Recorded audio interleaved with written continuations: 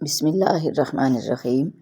رسول اللہ صلی اللہ علیہ وآلہ وسلم نے ارشاد فرمایا، آخری زمانے میں بے علم عبادت گزار اور بے عمل کاری ہوں گے۔ کنز الاعمال۔ کامیابی ایک دن میں نہیں ملے گی، لیکن ایک دن ضرور ملے گی انشاءاللہ۔ ہر اس محفل میں گھسنے کی کوشش نہ کرو جہاں تمہارا کوئی جوڑ نہ ہو۔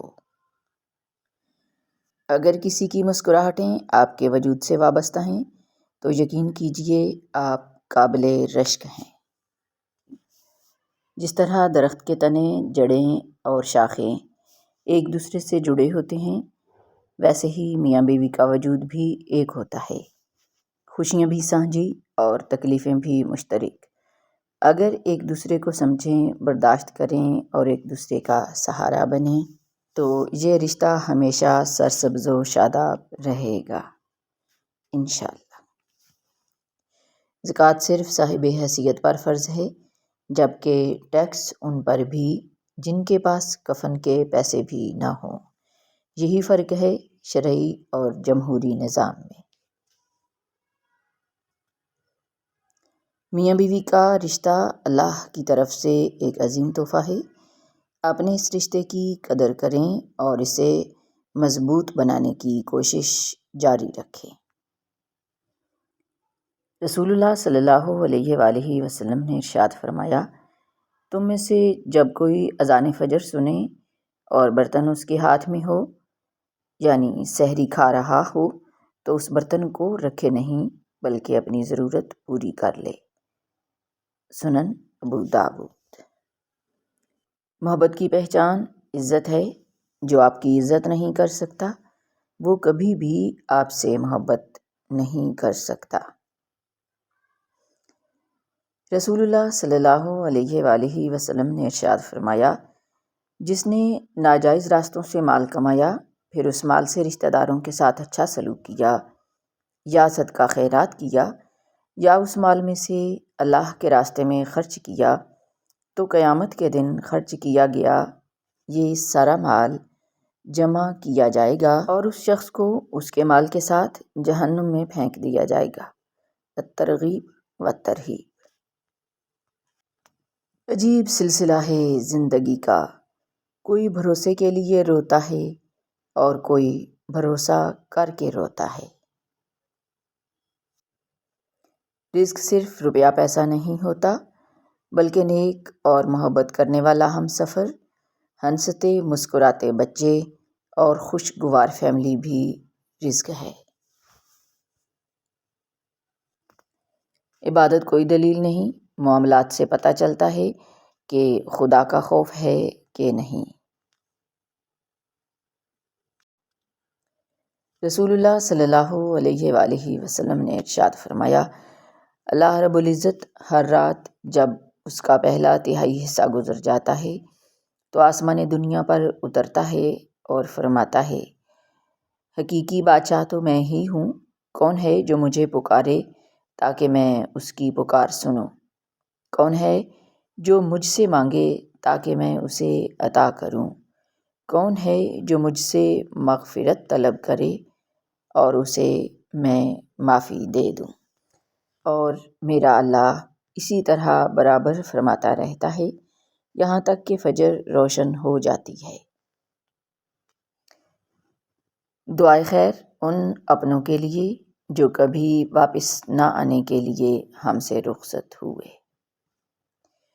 مشکل وقت کو بھلایا جا سکتا ہے، مگر مشکل وقت میں ساتھ اور ہاتھ چھوڑ کر جانے والے کبھی بھی نہیں بھلائے جا سکتے۔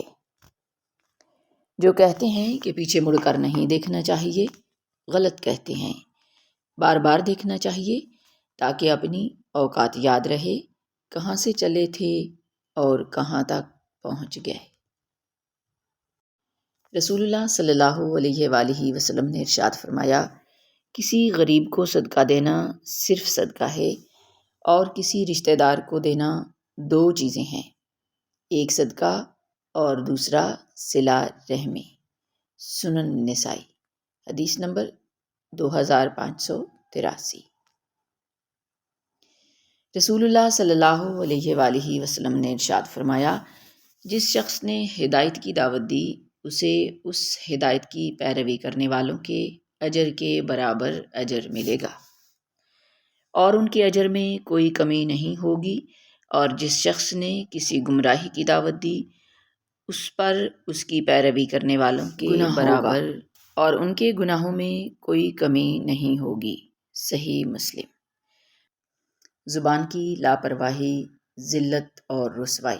عمر بن عبدالعزیز فرماتے ہیں، ہم نے سلف صالحین کو دیکھا کہ وہ صرف نماز روزے کو ہی عبادت نہیں سمجھتے تھے بلکہ لوگوں کی عزتوں پر حملے سے باز رہنے کو بھی عبادت گردانتے تھے۔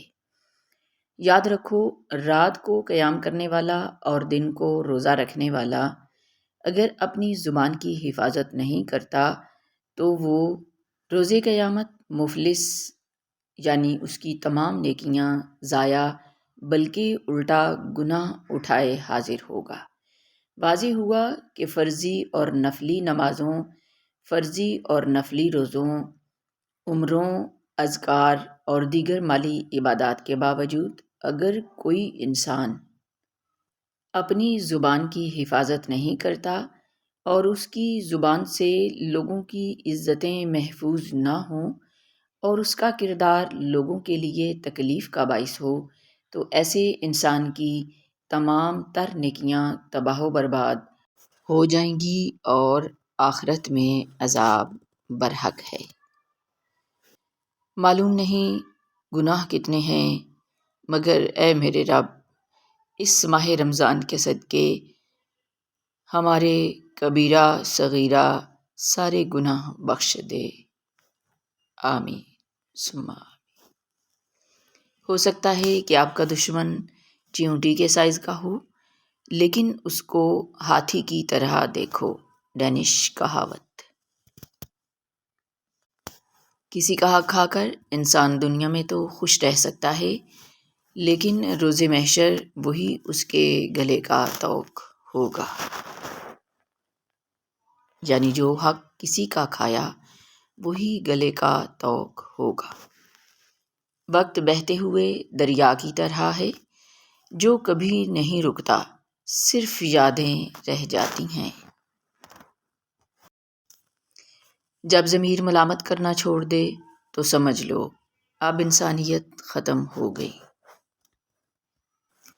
نرم الفاظ پر خرچ کچھ نہیں ہوتا لیکن ان کی قیمت بہت زیادہ ہوتی ہے۔ انسان امیدوں سے بندھا ایک ضدی پرندہ ہے جو گھائل بھی امیدوں سے ہے اور زندہ بھی امیدوں پر ہی ہے۔ اپنی اچھائی کو ثابت نہ کرو، وقت ایک دن خود اسے ثابت کر دے گا۔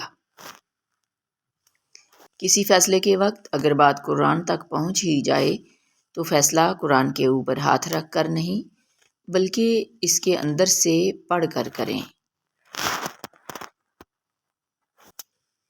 جو اونچی جگہ پر کھڑا ہوتا ہے اس کو زیادہ آندھیوں اور طوفانوں کا سامنا کرنا پڑتا ہے۔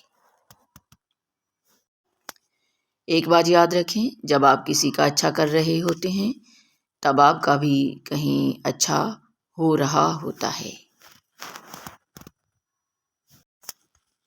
الفاظ چابیوں کی مانند ہیں، ان کا صحیح استعمال کر کے لوگوں کے منہ بند یا دل کھولے جا سکتے ہیں۔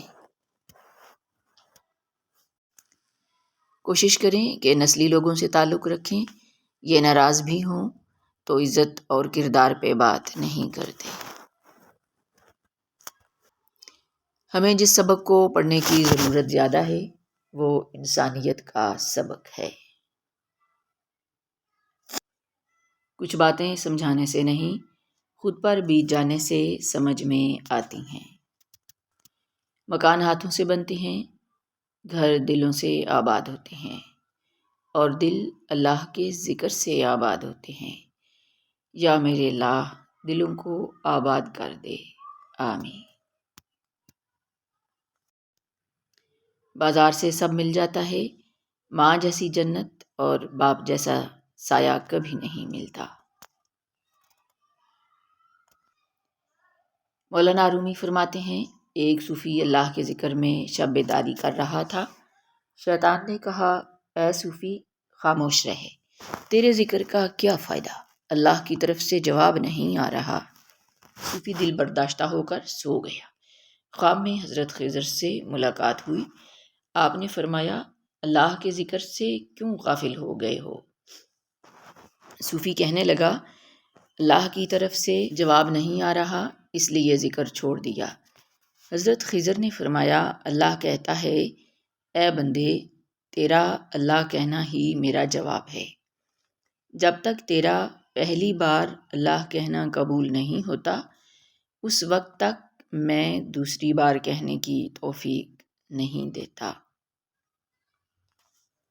تنہائی کے سفر میں حوصلہ نہ ہار، اندھیروں کے بعد ہی ہوتا ہے سویرا نمودار۔ باتوں کو برداشت کرنے کی عادت پیدا کریں۔ ہر بات محسوس کرنا اور موڈ خراب کر لینا بیمار دل کی علامت ہے۔ رسول اللہ صلی اللہ علیہ وآلہ وسلم نے ارشاد فرمایا، روزہ دار کا سونا عبادت اور اس کی خاموشی تسبیح کرنا اور اس کی دعا قبول اور اس کا عمل مقبول ہوتا ہے۔ رسول اللہ صلی اللہ علیہ وآلہ وسلم نے ارشاد فرمایا، اللہ تعالیٰ اس شخص کو جنت میں داخل کرے گا جو خریدنے اور بیچنے میں یا قرض لینے اور واپس کرنے میں آسان یعنی نرم خو تھا۔ جب انسان کسی سخت بیماری میں مبتلا ہو تو یہ دعا بکثرت مانگتے رہنا چاہیے۔ وَأَيُّوبَ إِذْ نَادَى رَبَّهُ أَنِّي مَسَّنِيَ الضُّرُّ وَأَنْتَ أَرْحَمُ الرَّاحِمِينَ۔ سورۃ الانبیاء۔ اللہ تعالیٰ نے حضرت ایوب کی تکلیف اسی دعا کی برکت سے دور فرمائی تھی۔ اللہ رب العزت کا ارشاد پاک ہے، ترجمہ، اور اس فتنے سے بچو جس کی لپیٹ میں تم میں سے صرف ظلم کرنے والے نہیں بلکہ سب آئیں گے، اور یہ جان لو کہ اللہ سخت عذاب دینے والا ہے۔ سورۃ الانفال۔ کچھ فتنے ایسے ہوتے ہیں جن کے اثرات پورے معاشرے پر مرتب ہوتے ہیں اور ان کی لپیٹ میں بے گناہ افراد بھی آتے ہیں۔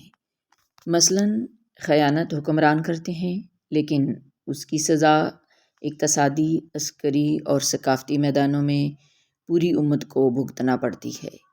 تفرقہ بازی تنگ نظر لوگ کرتے ہیں، مگر اس کے منفی اثرات پوری قوم پر پڑتے ہیں۔